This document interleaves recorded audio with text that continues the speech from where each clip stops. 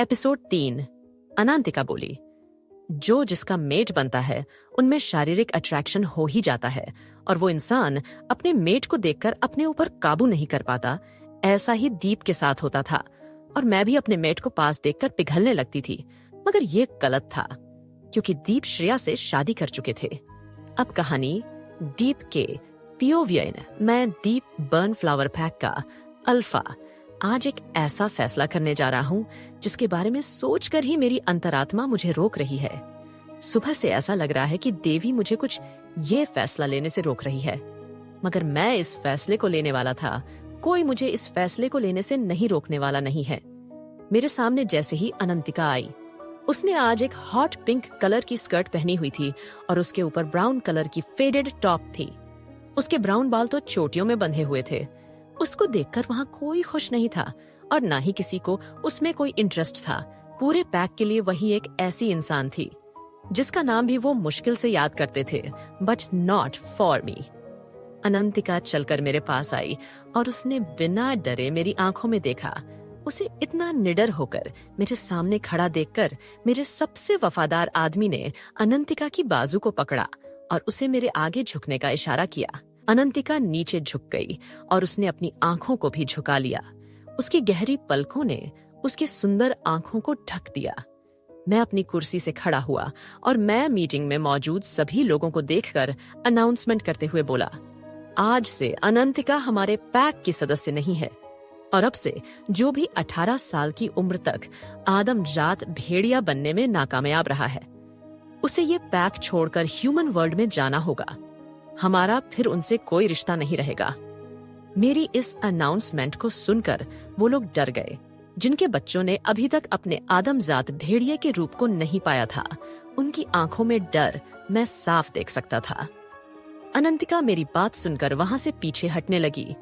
मेरे सबसे वफादार आदमी ने अनंतिका के हाथ को फिर से पकड़ा और उसकी बाजू हाथ पर अपनी ग्रिप को टाइट करके वो अनंतिका को खींचते हुए वहां से ले जाते हुए रास्ता बनाने लगा। अनंतिका ने एक बार भी मुड़कर मुझे नहीं देखा। उसकी आंखों में एक सार्कास्टिक स्माइल थी, जैसे कि वो मेरी कैद से आजाद होकर खुश थी, मगर मैं उसे इतनी आसानी से आजाद नहीं करने वाला था। उसे कैसे लगा कि मैं उसे ऐसे ही जाने दूंगा, मगर वो जा चुकी थी। अगले एक हफ्ते तक जो भी मीटिंग हुई, जहां भी मुझे जाना पड़ा, हर जगह मुझे अनंतिका की कमी खलती। अपनी ब्यूटीफुल और लविंग वाइफ से बात करते हुए भी मैं अनंतिका के ख्यालों में खोया हुआ था। अब मुझे उसे देखने की, उसकी आवाज सुनने की इच्छा हो रही थी।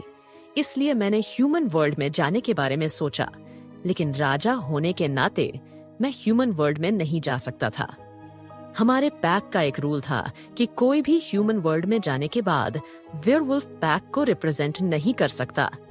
रूल्स बनाने वाले पूर्वजों का मानना था कि ह्यूमन हमेशा मैनिपुलेटेड होते हैं और वो भेड़ियों की पावर्स का गलत इस्तेमाल करते हैं। वो अच्छे से हमारी कमियों को जानते हैं। हमारी कमियों को जानकर वो हमें बंदी बना सकते हैं। मगर मुझे ये इस बात का डर नहीं था कि वो कि ह्यूमन मेरी शक्तियों को छीन सकते हैं, बल्कि मेरा डर ये था कि मैं अगर यहाँ से गया तो वापस कैसे आऊंगा।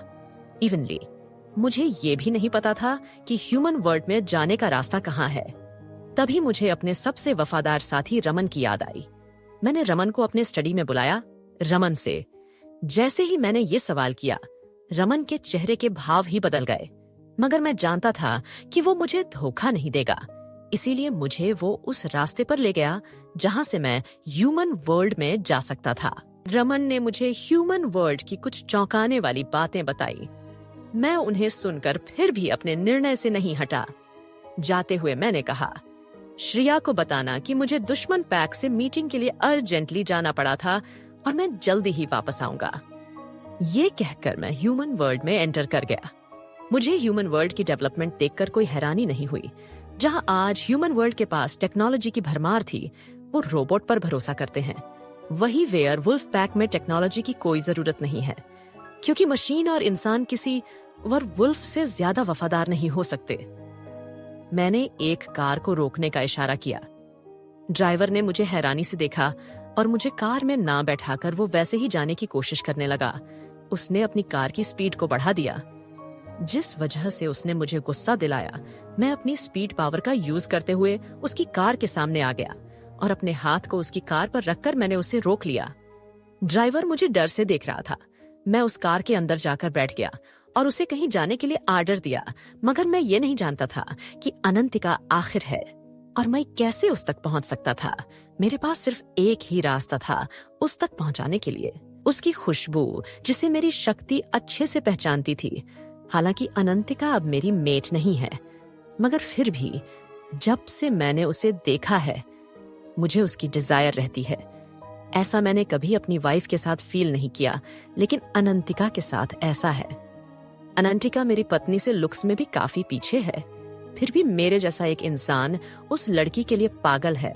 उसकी खुशबू मुझे पागल बना देती है, और अगर वो मुझसे 100 किलोमीटर दूर भी है तब भी मेरी खुशबू से पहचान लेती है।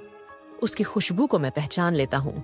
कभी मुझे लगा कि अनंतिका मेरे आसपास है। मैंने कार को रुकने के लिए कहा और